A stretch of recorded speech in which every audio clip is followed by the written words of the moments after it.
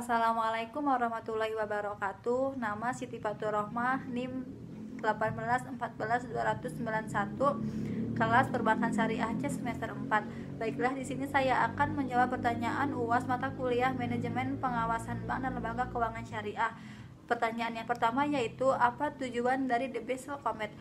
Tujuan dari The Basel Committee yaitu melakukan kerjasama dan harmonisasi dalam pengawasan perbankan secara internasional. Nah, dengan adanya harmonisasi standar internasional dalam pengaturan dan pengawasan perbankan, maka diharapkan dapat memperbaiki iklim dan lingkungan operasi bagi bank-bank yang aktif melakukan transaksi internasional di era globalisasi dengan semakin terintegrasinya sistem finansial dunia. Pertanyaan yang kedua yaitu, jelaskan kondisi permasalahan perbankan di Indonesia sejak tahun 1992 dan sebutkan 3 faktor yang terkait dan harus diperhatikan dalam permasalahan perbankan.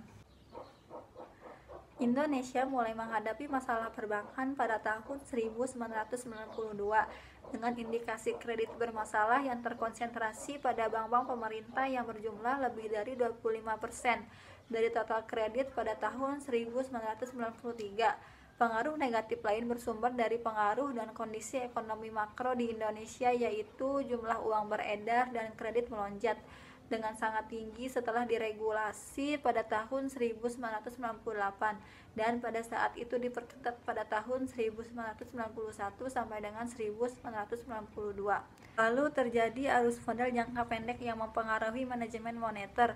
Tingkat bunga antar bank meningkat dari 10% menjadi 16% karena dampak krisis moneter pada tahun 1985 di Meksiko. 3 faktor yang mempengaruhi permasalahan perbankan yaitu, yang pertama, kualitas manajemen terutama dalam manajemen risiko. Kedua, kondisi dan kebijakan ekonomi makro. Yang ketiga, efektivitas manajemen pengawasan bank. Pertanyaan yang ketiga yaitu, bagaimana seharusnya pengawasan yang efektif bagi bank dan lembaga keuangan syariah? Pengawasan yang efektif dapat dilakukan menggunakan 7 prinsip pengawasan yang efektif pula. Nah, prinsip yang pertama yaitu dapat dilakukan dengan menggunakan prekondisi dengan pengawasan bank yang efektif.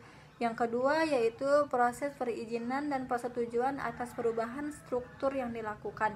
Yang ketiga yaitu metode pengawasan bank. Yang keempat yaitu peraturan dan persyaratan kehati-hatian. Kelima yaitu information recruitment of banking organization. Yang keenam yaitu kekuasaan formal dari pengawasan. Yang terakhir yaitu kegiatan bank lintas negara. Mungkin cukup sekian jawaban dari saya, kurang lebihnya mohon maaf. Wassalamualaikum warahmatullahi wabarakatuh.